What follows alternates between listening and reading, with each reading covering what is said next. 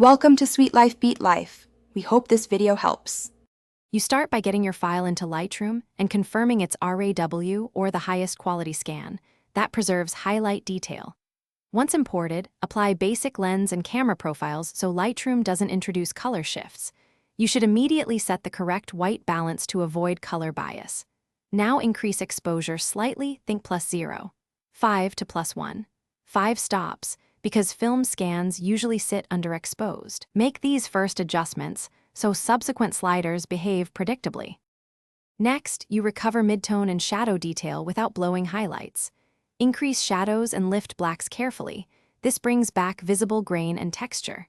Then pull down highlights and reduce whites if any bright areas clip, because preserving film highlights keeps the image natural.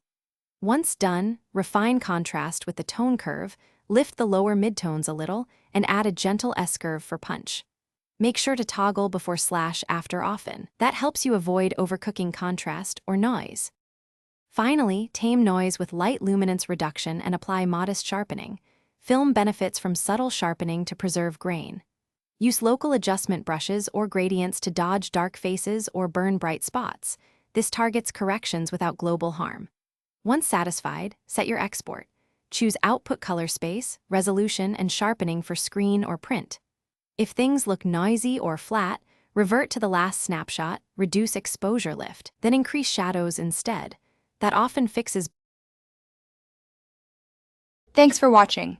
Consider subscribing if we helped you.